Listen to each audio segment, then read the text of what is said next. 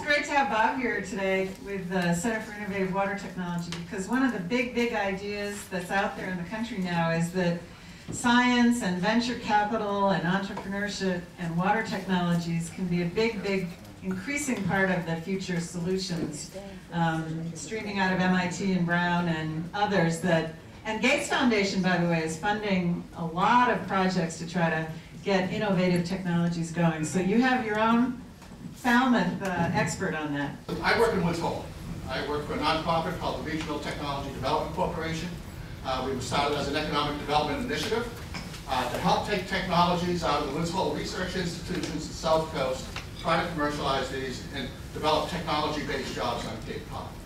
Well, 2 years ago, we started focusing on really what is one particular area where we think Cape Cod has some natural assets, has the intellectual power, and could really end problems that would generate dollars coming into the region, hence wastewater, that could generate a technology innovation center and test center, and which I'll go into here. We actually held a 50-person roundtable at the Marine Biological Lab in Woods Hole last April, representing some major academic institutions. Your mic. Yeah. I'm having a hard time. Yeah, okay. that's better. Major academic institutions, MIT, Brown, the Woods Hole institutions. We had venture capital people that only invest in water.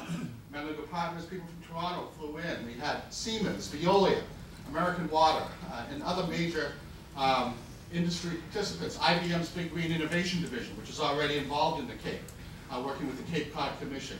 Actually, Maggie Throw from EPA Office of Research and Development was participating. So we had as well as local government and state economic development groups. That resulted in May at the Smarter Cape meeting to announce the formation of the Center for Innovative Water Technologies. And the focus is really to catalyze and develop a new wave of technology solutions and educations basically in the water space. This is a global issue. This is not just a Cape Cod issue. We're looking at it globally, but at the same time, we see this huge issue here regarding wastewater and coastal issues. And we're going to improve the management of our water quality and our water resources. So as an initial focus, we've been really looking at the wastewater issue here on the Cape. Why Cape Cod? You've got some of the world's best research institutions developing new technologies in these space. We have a wide range of natural water environments. We have not only the coast, we have bays, estuaries, kettle ponds. Huge issue with nutrient loading. We have great coastal monitoring capabilities and expertise down at Woods Hole. And there's a real opportunity for innovation here. We're talking, somebody mentioned 1,500-year-old system, 2,000-year-old system, I think as Ricky mentioned, regarding sewers. Well, there's really an opportunity for new innovation here. There's a lot going around the whole country in terms of new water technologies. Access to testing and validation sites, and that's where I'm going to focus this talk, a very short talk here, but in strong community interest, like the people in this room. So the strategic components of this center involve three components, the kind of classic three circles you've seen a few times today. A water technology innovation accelerator. So we're working with people at MIT and at Woods Hole, as well as other universities, to take technology out of these institutions, maybe help them develop this technology for startup companies or to license it out. A Center for Water Policy and Education, which is sort of a soft science issue where just listening today, you can imagine the social issues that are coming out of this, the economic issues that need to be addressed regarding some of the comments that have been made. And what I'll focus on today, because it directly affects Falmouth, is the Living Lab. And I also want to mention MassTech. MassTech is the Massachusetts Alternative Septic System Technology Center run by George Heufelter, which many of you know here in Falmouth. It's nationally recognized. It's one of two centers in the country. It's at Mass Military Reservations. And it's a real asset to this area and a real asset to the wastewater treatment issues in terms of being able to test and evaluate new wastewater technologies. So the Living Lab, this was proposed by the Marine Biological Laboratory at a roundtable meeting last April. They have a 72-acre site in Woods Hole that has 76 cottages on it. 70 of them are seasonal. with 76 of them around year-round. They're all almost exactly alike.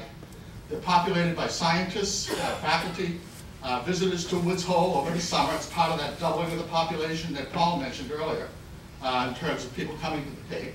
And one of the things we're considering now is how do you put smart water systems into these cottages so that you can use them as a test bed or a validation bed for new water technologies.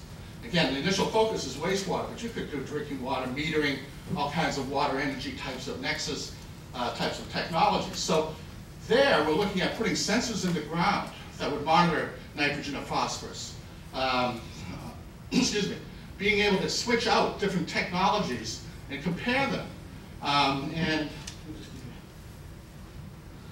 And to go forward. And when you start talking about the technology, I just went to Wikipedia, because that's the easiest place I found a chart I could copy and put into a slide. And there was all those blue lists. There's technologies or terms you really need to know in the wastewater space. But actually, to plug the EPA, they have a great website that talks about new technologies. And I would recommend you write that down, or I can give it to you later, in terms of looking at new wastewater technologies. But this is the site we're talking about. And it's off of Devil's Lane and Royal Drive. Is here, between here and here, there are 76 cottages. There's a natural area here that we could wire for smart water testing capabilities so that you could put in various wastewater or drinking water technologies for evaluation. Scientists of Woods Hole would be involved, would be overseen by a committee of industry and academics from around the country. And as far as we know, it's the first such site in the country. So, so from a Falmouth perspective, this is a direct impact. Not only can you impact and evaluate technologies that might be applicable to the Cape, but this is a global issue. This is technology and information that can be exported. So the center, we think, is not only a really important aspect of the Falmouth wastewater scene, it's a huge economic development opportunity for this area. Creating jobs from new companies, new spin-outs that are developing from the incubator. So, just, and wastewater is not, as Ray was just saying, it's a global issue. They have wastewater issues all over the world. You've heard about toilets in Cambodia. You've heard about programs in Africa that are using some really fundamental, basic technology where they're taking the waste and burning it. And we're sort of coming around to that, where we have, was Nick Ashcroft. I really got to give Nick Ashcroft credit, because he really came out and said what it's all about. It's about the money. And I don't care how else you look at it, it is about the money. And we're looking at increasing use of nitrogen and phosphorus and going forward. How do you recycle that? And just kind of one closing note, because I'm on my 1 minute warning here now. One of the keys, we just met with Commissioner Kimmel on Monday to talk about how DEP can get involved with testing new technologies in the state of Massachusetts. And one of the real things is Massachusetts got really tough regulations in terms of if you're an entrepreneur, you've got to have an unbelievable amount of funding and patience to get anything on the market. And so is there an opportunity for DEP to sit at the table with us as we develop new technologies to help expedite the review and an appropriate review and commercialization of some of these new things? This is really key, the last one. And we're hoping that's going to be achieved, but it's very early days right now. Thank you very much.